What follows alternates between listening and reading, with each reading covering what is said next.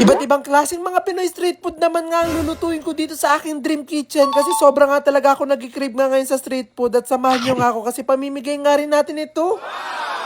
At dahil gagawa nga tayo ng iba't ibang klase yung mga street food, kaya dali-dali ko na nga kinuha itong napakarami nga nating mga patatas. At sakto-sakto nga meron nga akong biniling gawaan nga nitong potato tornado, kaya sinabi ko nga na isasama ko nga ito sa mga lulutuin kong street food. Sobrang nga kasi ako natuwa at nasarapan nga nung nakatikim nga ako nitong potato tornado, kaya sinabi ko na gusto ko nga rin gumawa ng ganito. At pagkatapos nga natin gawin ganito nga yung patatas, kailangan natin siyang ilagay sa tubig na may yelo para nga mamaya kapag binirito siya, talagang sobrang crunchy niya. At ito namang ibang mga lulutuin natin street food nga ang inasikaso ko, katulad nga nitong mga kikiam, hotdog at itong fishball. Magluluto nga rin ako ng banana Q, kaya bumili nga rin ako nitong napakaraming mga saging na saba. At meron nga rin tayo dito mga penoy nga na itlog at talagang sobrang excited ko sa gagawin ko nga dito kasi ito nga talaga yung pinaka-favorite ko. At dahil isa-isa ko na nga na-prepare nga itong mga lulutuin nga natin ng mga street food, kaya naman uumpisan ko na nga itong lutuin. Inumpisan ko na nga ilagay nga itong oily nga natin na mantika para nga talaga makapagprito na nga tayo. Itong potato tornado nga muna ang una ko nga niluto kasi ito nga talagang isa sa mga madaling lutuin. Hindi nga po ako sigurado kung kasama nga sa Pinoy street food nga itong potato tornado, pero lagi ko nga itong nakikita kapag nga bumibili ako ng mga street food. Maya-maya nga lang din naluto ko na nga lahat nga itong mga potato tornado nga natin, kaya sinunod ko na nga iluto itong mga saging nga nating nasaba. Gagawin nga kasi natin itong banana Q, kaya nilagyan ko na nga rin ng asukal nga itong pinakamantika nga natin para magkapitan nga sila dito sa ating pinakasaging nasaba. At maya-maya nga lang din ganyan na nga yung itsura niya, dumidikit na nga dito nga yung mga asukal, kaya agad-agad ko na nga itong pinag-aahon. At pagkaluto nga na ito, talaga sobrang akong takam na takam sa naging itsura niya. At pinalitan nga lang namin yung mantika, tapos sinunod na nga namin iprito nga itong mga hotdog natin. Hindi na nga kasi natin pwede pagprituhan nga yung pinaglutuan nga natin ng banana Q kasi baka magkaroon nga ng asukal yung mga susunod nating ipiprito. Mabilis ko na nga rin naprito nga itong mga kikiam nga natin at naprito ko na nga rin nga yung mga siomay. At talagang binibilisan ko na nga yung pagluluto ko nga dito para makaabot nga tayo sa merienda at makapagmerienda nga yung mga pagbibigyan natin. Sinunod ko na nga rin ang iluluto nga itong pinaka-favorite ko nga na street food nga sa lahat, itong ang tokneneng. Sobrang sarap nga kasi talaga nitong tokneneng kapag sinamahan mo siya ng sibuyas, ng pipino, ng suka, ng sili, ng paminta. Ay, ang sarap talaga.